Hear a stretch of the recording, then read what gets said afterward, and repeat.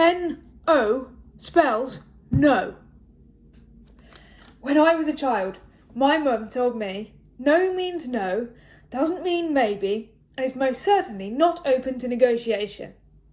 Well, when you're a child and you want a toy, that kind of works, but in this ever-connected world where people feel they're entitled to your time, how do you say no in a way that's effective? It's something that I have struggled with for the entirety of my career, and I am only just learning how to do this. So I thought now would be a great time, especially as it's Stress Awareness Month, and this is a source of a lot of stress for a lot of people, to share those tips with you. There's 3 simple tips. The first one is identify your boundaries. I did an interview with Accenture Managing Director Jen Romano for International Women's Day. And I'll include a link to the full interview below. She's got loads of great insight. But there's one thing that stands out in this context. She said, no one will know where your 100% is unless you tell them. Think about that for a second. No one knows when to stop giving you work unless you tell them. And that is all saying no is. It's setting that boundary. If people think you've got bandwidth, they'll keep saying, and this, and this, and this. And unless you say no, they won't stop giving. So the first thing is to identify how much work can you take on to maintain the work-life balance that's right for you. Having done that, we come to tip number 2. You can easily say to somebody, yes, I'll happily do that, but I have a lot of work on my plate right now, so I need you to help me deprioritise something from XYZ. Now, this is a tip I learnt from a colleague recently, and this has been really helpful because you're actually not directly saying no, so it takes away some of that discomfort. And you're actually pushing the ball back into their court. What do they want more? The thing they've just asked you to do, or this stack of other stuff they've just asked you to do? And I think that's a really handy way of being able to get around the discomfort of those N and O letters.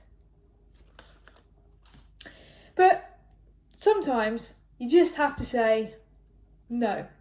And that brings me to tip number 3. And that's got 2 subparts. You could turn around and say, thank you very much for thinking of me, but I don't have the bandwidth right now. And you know what? I'm learning that it's okay to just leave it there. You can just say no. You don't have to give an excuse. You don't have to give a reason. You don't have to justify it. And above all else, don't say sorry. I think so many people apologise when they don't need to. Just say, I don't have the bandwidth right now. But sometimes it feels uncomfortable to do that. Maybe the person is really senior, or you just, for whatever reason, don't feel comfortable. You can give them an option. You can say, thank you, I don't have the bandwidth right now, but XYZ project finishes on this date, so I'd be able to pick it up after then. Can it wait till then? And again, it's putting it back to them. Is it that high priority? If it's not and it can wait, fantastic.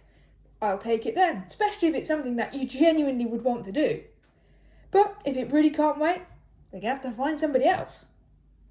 And that's where you can also say, thank you, I don't have the bandwidth right now, but I'm aware that Susan does. Now, use this one sparingly. Don't just use it as an opportunity to stitch up a colleague you don't like. Only offer somebody else's name if you are certain that they are able to do it, or that it would actually be good for them in some way, and they agree with that. Or you could say, thank you very much, I don't have the bandwidth right now.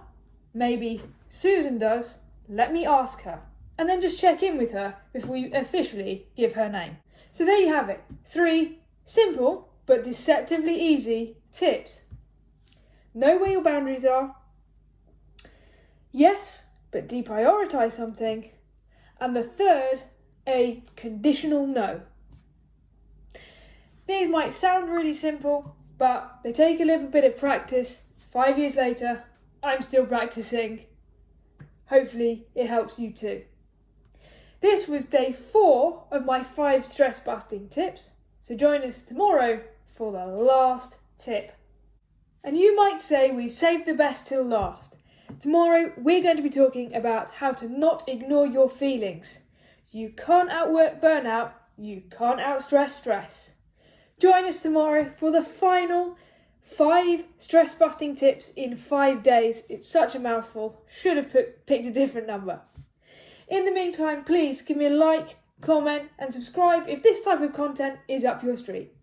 Have a wonderful evening.